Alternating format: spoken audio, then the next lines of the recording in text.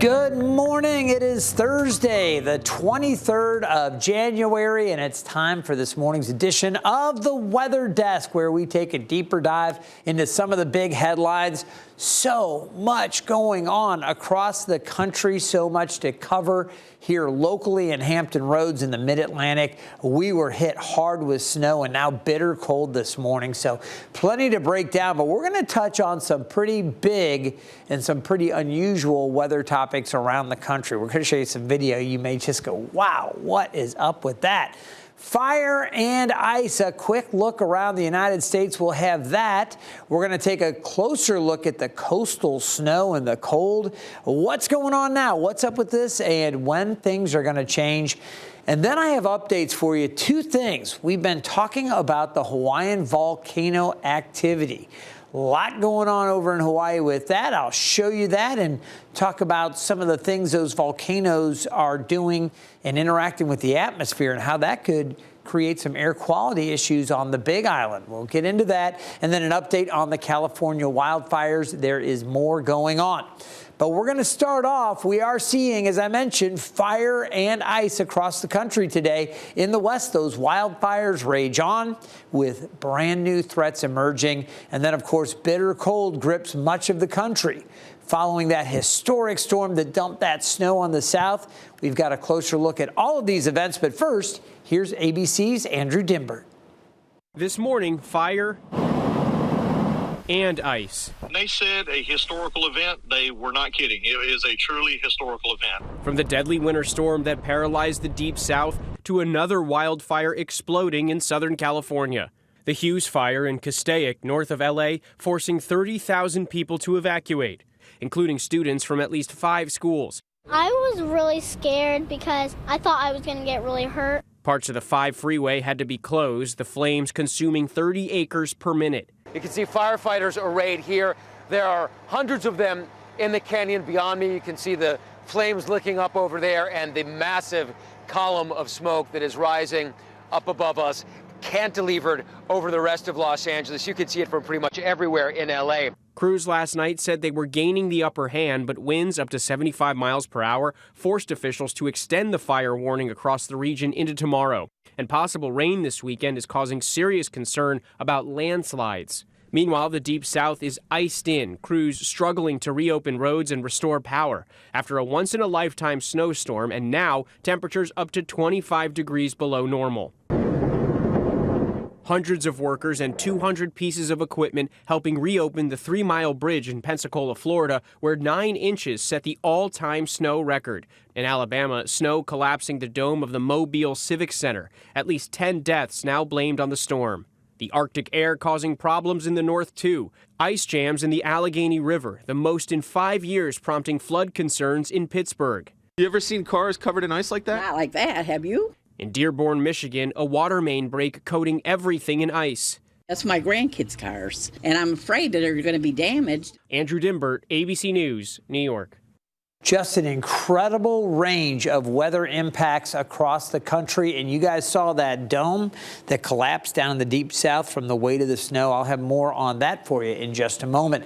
Storm recap, snow and cold in unusual places. You just got a sense of that from Andrew Dimbert. We're going to take a look at the reported snow, and all of these reports have come in within the last 24 hours, kind of confirmed snow reports across the peninsula. Generally 1 to 2 inches. There was a locally higher one there in Hampton at 3.1 inches, so a little bit more. And that little bonus of snow was a product of some Bay Effect snow that came a little bit later after the main push. Those areas that didn't see the Bay Effect didn't get as much, generally 1 inch to 1.5 inches farther up along the peninsula. As we go south side across Hampton Roads, you can see the snowfall amounts generally 3 to 4 inches, a little bit less than that in some parts of Virginia Beach, but 2 to 4 widespread, and there were a couple spots that even had a little bit more. You could see around 4.1 in South Norfolk. So there were some heavier amounts of snow. You get into North Carolina, this was the big kind of jackpot or the bullseye for the heaviest snow down here along the Outer Banks, over 7 inches in a few locations. A lot of snow in places that just don't see that much. Now, the one thing we were talking about a lot about the snow here in the mid-Atlantic was that the snow was light. It was fluffy. It didn't have a lot of weight. That's not always the case. The moisture content has a big impact on that. And with more on the weight of snow and the effort to clear it, here's Chief Meteorologist Tim Pandages. Snow blankets the world in beauty, but when it piles up, it can cause significant problems. Heavy snowfall doesn't just disrupt travel, sometimes making roads completely impassable, but also puts immense strain on structures like your home's roof. Now, understanding the impacts of snow begins with this liquid to snow ratio, which measures how much snow is produced by 1 inch of liquid water. Fluffy snow, for instance, has a ratio of about 15 inches of snow per 1 inch of water, making it light and airy. Normal snow is denser with a 10-to-1 ratio, while wet snow, the heaviest, with a ratio of about 5-to-1. Now, these differences in density directly affect how much the snow weighs. Normal snow weighs a little over 6 pounds per square foot. Fluffy snow weighs less, and wet snow weighs nearly double that. Now, to put this into perspective, imagine 1 foot of snow accumulating on a roughly 1,500 square foot roof. A foot of fluffy snow adds a weight equivalent to a medium-sized truck. Normal snow is heavier, comparable to the weight of a truck and a sedan combined. Now, wet snow, the densest type, piles on the equivalent weight of 3 trucks, nearly 10 tons in total. For context, most roofs are designed to withstand an additional weight of about 20 pounds per square foot. Now consider what happens if 2 feet of snow fall. Fluffy snow adds the weight of 2 trucks to your roof. Normal snow increases the load to 3 trucks, and wet snow creates a staggering burden of 6 trucks at these levels. Particularly with wet, heavy snow, the risk of structural damage or even roof collapse becomes a serious concern, as the added weight can exceed what the structure was designed to bear. While snow can transform the world into a beautiful winter scene, its sheer weight has the potential to cause significant damage. And again, we showed you that dome collapse down in the deep south. Again, just the weight of the snow, too much for some of those structures that aren't accustomed to dealing with that, and you saw that. So here's what we have for you. The temperatures here still quite cold, and cold down across the deep south. And I'm expanding to show you this because there was quite a bit of snow down there, and it's sticking around today. New Orleans right now at 24 degrees, 28 in Atlanta. Again, this area quite cold all the way down through the Florida Panhandle. And the snow down there, I should also mention, the moisture content was greater than what we saw here. Here it was very light and fluffy. Down here, there's a little more weight to some of that snow. All right, let's take a look at the snowfall that, I had to save this map and this look this morning. I just took a screenshot of this because, we always get snow here over the Rockies. This is common to see it up in the Northwest. But to see this band of snow down along the Gulf Coast here, and again, this is something where all of the observations are kind of amassed and put together into this graphic. And to see this current snow depth map with some parts of Louisiana over 6 inches of snow on the ground, parts of Florida the same into South Georgia and coastal sections of South Carolina, very, very unusual. And they're going to continue to deal with that, which brings us to our next thing I want to talk to you about. Let's check out some other parts of the country that don't typically see it, like this part of Florida here, okay? This is an area that doesn't deal with this. We're talking about the white sands near Destin to white snow. This is the view from Okaloosa Island overnight just west of Destin. Again, they may have broken its all-time record of snowfall with 9 inches in the western panhandle town of Milton near Pensacola. In New Orleans, residents were strapping on skates for some street hockey. Check it out. This video was taken along Canal Street in New Orleans. The area saw about a foot of snow after winter storms passed through earlier, and it's just incredible. First of all, I was just impressed that somebody down there could skate like that. Look at the stick handling. Outstanding work there. But to see it on the streets of New Orleans, that's pretty crazy. All right. We also have some video to show you, again, from the Galveston, Texas area, a rare sight for the coastal resort city. The Gulf Coast is better known for its hurricanes, as Hurricane Beryl recently rocked Galveston and its neighboring city of Houston last summer. but obviously a different situation going on down there. It is incredible to see. And again, the snow all the way down along the Texas coastline.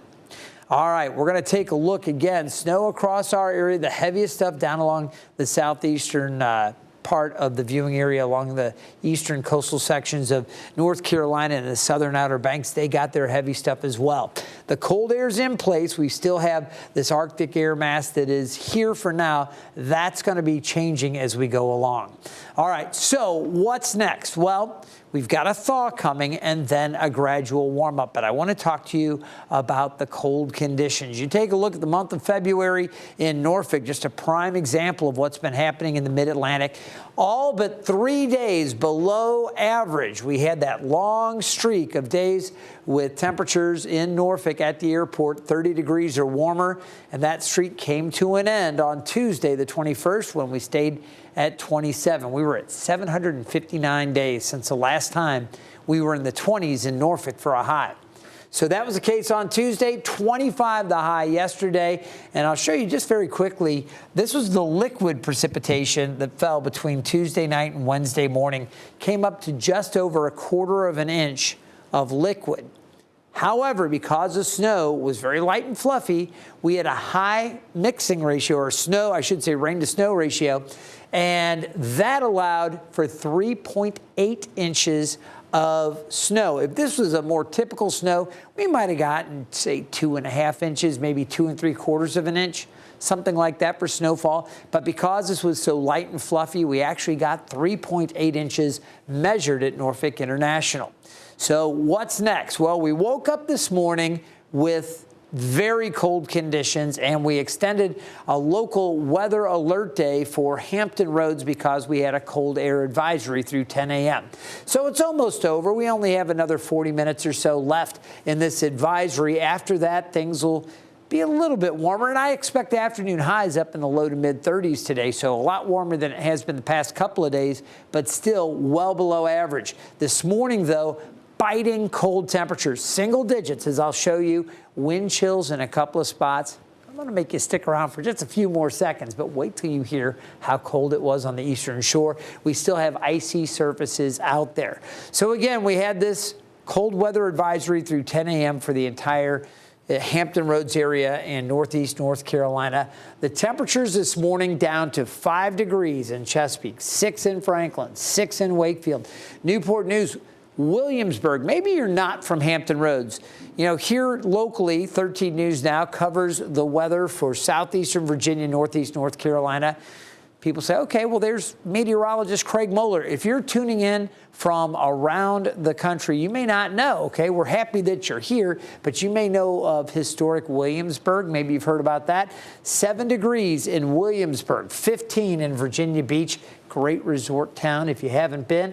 5 degrees in Melfa, so very, very cold. But here's the kicker. With the wind this morning up at Melfa on the eastern shore, we were actually 2 and 3 degrees below zero. That's how cold it felt on the eastern shore. And we do not typically come close to that. We're normally in the low 30s for lows this time of year. Instead, today, we're going to top out in the low to mid 30s. So a little bit of a thaw coming. We've seen the clouds filling in. We'll see a few breaks from here, time to time here and there. But it's going to be mostly cloudy and chilly throughout the day. A thaw is coming, though. The longer range forecast, check this out. Temperatures trending up. And these are temperatures for Norfolk, which is located very close to the Chesapeake Bay. So our temperatures here, you can see generally in the upper 30s to near 40 Friday and Saturday. Inland areas will warm up a little bit more during the afternoon. On Sunday, we'll be close to average, which is 50 for this time of year for the high. So we get back close to that on Sunday and Monday. Above average Tuesday and Wednesday. Thursday should be above average as well. There'll be a little push of cooler air into Friday and Saturday of next week. But it's not going to be the super cold weather that we've had, and the temperatures beyond that expected to get back up into the 50s. So the deep, real grips of this Arctic air mass, the polar vortex that swung south and impacted so much of the eastern U.S., it is losing its grip, and you can see the pattern will be changing. If you want some more proof of that, you can look out during the first week of February from January 31st through February 6th, above normal temperatures, the central U.S. and the southeast, all the way up here to Norfolk and the mid-Atlantic. We should see temperatures a little bit above average. Now, you get up into the northeast, still chilly there, still chilly for the Pacific Northwest, a little bit below normal in the extreme southwest, but temperatures also slightly above normal from from the central valleys of California through Nevada and into Utah. All right, we're going to take a look at our next topic, and have we got some stuff to talk about here. The volcanic activity in Hawaii has been picking up. Take a look now. This is a live look at Kilauea, and this is the most active thing going on right now with the volcanic activity in the world. This is the one that's most active. It's spewing right now little spatters of lava, and you can see some smoke, kind of sulfur getting ejected into the air here. This is the 5th time in a month, and the U.S. Geological Survey noted the activity from this area. Again, we've been watching it now for weeks. Around 3 o'clock yesterday, they saw just small spatter fountains of lava, indicating a new phase of eruption, and experts are now closely monitoring the volcano in case any developments do threaten public safety. I was reading more about this, and again, this is taking place in an area that's closed down. They've got, the national park out there where you can check out the volcanoes, and it is spectacular as we look again live at Mount Kilauea. So we'll continue to watch that. Now, I want to talk to you about one of the threats here to air quality. And as we take a look at the Hawaiian Islands, you can see the big island here. This is Hawaii, and you take a look, there's Honolulu, you can see Maui and the various islands, Oahu here. But we want to zoom in specifically to the big island and where Kilauea is having its activity. So as we zoom in, this is the location of Kilauea, and you see Hilo, Hawaii, okay, very populated city there in Hawaii on the big island. And the winds, I was taking a look going up around 700 millibars. You get up a few thousand feet, you take a look at the winds, and as this is spewing some of its emissions into the atmosphere, you've got higher levels of sulfur dioxide, you've got water vapor in the air, and it's all kind of being carried over towards Hilo, all right?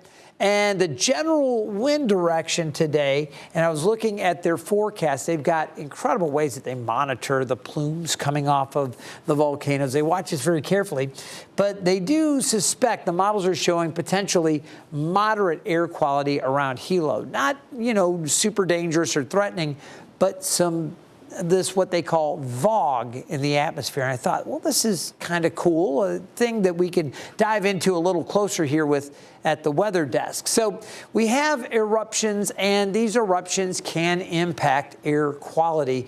This picture provided by the Hawaii Department of Health. I thought that was really a neat shot of the volcanoes. Let's talk about this. What is VOG? Well, VOG is volcanic smog. That makes sense, right? VOG, volcanic smog.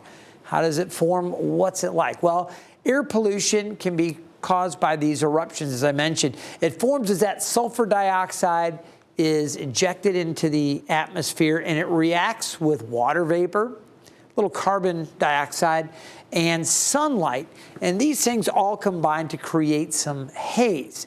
And it smells, according to the research I did, like when you first strike a match. So, sometimes you smell sulfur, it smells like eggs. It's not quite that, it's a little different, but it smells like when you first strike a match. And again, it can impact the air quality. In this case, Hilo may see moderate air quality later today. So we'll keep a close eye to that. The other thing that we're watching very carefully, the California wildfires.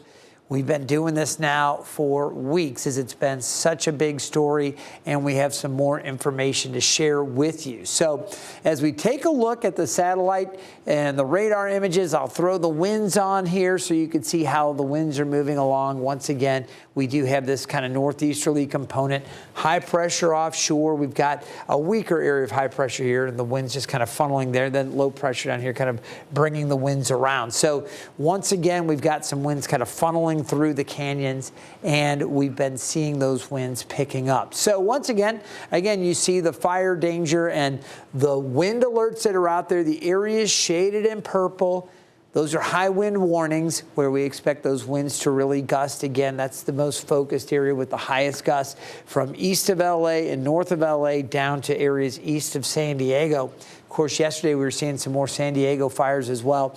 Wind advisories there out to the west of LA. And then the fire danger continues as well. So this has really been something. Let's take this full because I also want to talk to you a little bit about something that we've been paying close attention to. You know, on top of everything else, the firefighters keep a close eye to, you know, the shifting winds. Sometimes these wildfires can actually impact their own kind of microclimates or their own localized weather patterns. And with more on how this happens, here's Evan Stewart. With the wildfires burning out western California, you might have heard that wildfires can create their own weather. Well, it's true. One thing they can create, something called pyrocumulonimbus clouds, or basically thunderstorms that form because of the wildfires. As wildfires start to burn, they cause a plume of hot air and smoke to rise into the atmosphere. And as that warm air continues to rise, it cools, allowing clouds to form. And sometimes in an unstable atmosphere, those clouds can create thunderstorms. And those thunderstorms then create downbursts and heavy rain that can create windy conditions that can help exacerbate the wildfire situation. Sometimes the rain can actually put the fires out, but occasionally these storms can create lightning, which once again can spark additional fires. Very interesting stuff. All right, Evan, thank you for that report. All right, we also want to update you on evacuation orders in place in Southern California as a huge fire expands to 10,000 acres within hours. It just took off. That blaze breaking out just last night. The Palisades and Eaton fires are still active, but have reached 70 and 95% containment. Thank goodness. We'll continue to keep a close eye to all of that and keep you updated. All right, so we're going to go from the red flag warnings in Southern California. I want to show you one more thing. Look at this updated drought monitor. These areas here in extreme drought. Okay, severe drought for these areas shaded in kind of this butterscotch colors. You get to the tan, that's moderate drought. And then it's just abnormally dry Fresno up to areas just east of San Francisco. But from LA to San Diego, you go from severe drought to extreme drought. And that has been one of those contributing factors. This is the brand new drought monitor. It just came out today.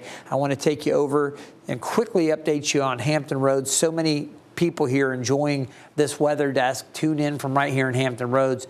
I will tell you tomorrow we're going to take a look at the entire country, and I'll spend a lot more time talking about this updated drought monitor. But I just wanted to mention, for those that are joining us here locally, we now have the severe drought down across southern parts of the Albemarle Sound. That includes Dare County, Washington, and Terrell counties. And then up on the eastern shore, Accomack County up into Maryland. It looks like a little part of Delaware under extreme drought up that way. And then we also have this severe drought for parts of the northern neck and a little bit of the middle peninsula farther in. Most of Hampton Roads continues in moderate drought. And again, we'll spend more time talking about that with tomorrow's episode.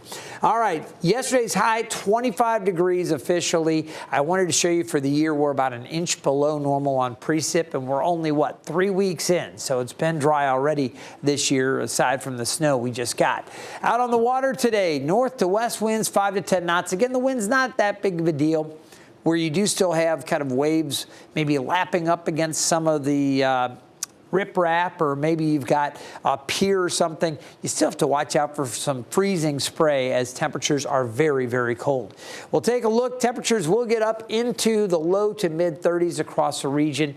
A little bit above freezing. We'll take every degree we can get. As cold as it's been for the past 48 to 72 hours, we'll take the little bit of a warm-up we get.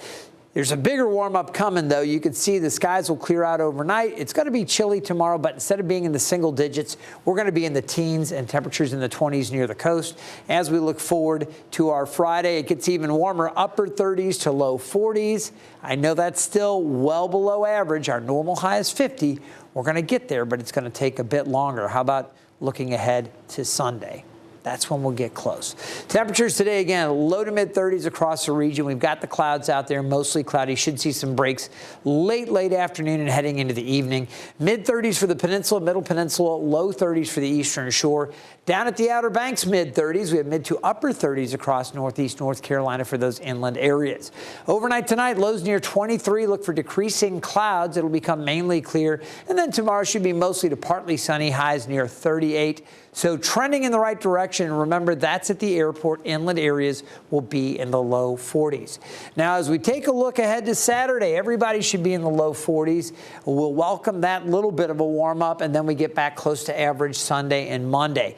Earlier, we had showers in the forecast for Monday. It looks like that's going to be a little farther to the south. We should luck out with partly to mostly sunny skies. Continue to check back. We'll keep that forecast updated.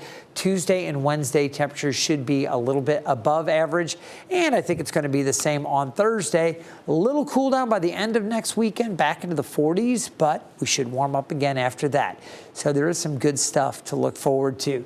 You can find me on social media at Craig Moeller. That's on Facebook, Instagram at Craig Moeller TV, and on X, formerly known as Twitter, 13 Craig Moeller. We do post out some weather information there. Of course, a great way to stay in touch with the 13 News Now weather team, Hampton Roads' most accurate forecast. You can get it anytime you want it on your time when you download the 13 News Now app. Scan that QR code. You definitely want to check it out. And again, we keep that updated. Live updates, any alerts that go out, you have access to the radar. And you get our great news coverage for 13 News Now as well. Hopefully you've enjoyed this edition of the Weather Desk. I'll be back again tomorrow morning. We do it each and every day, Monday through Friday, right around 9 o'clock with this stream where we dive into the big local weather stories in the Mid-Atlantic, but those big stories across the country and around the world. Thanks so much for joining me. Again, my name, Craig Moeller. I'm a meteorologist here at 13 News Now in Norfolk, and we'll look forward to seeing you again next time.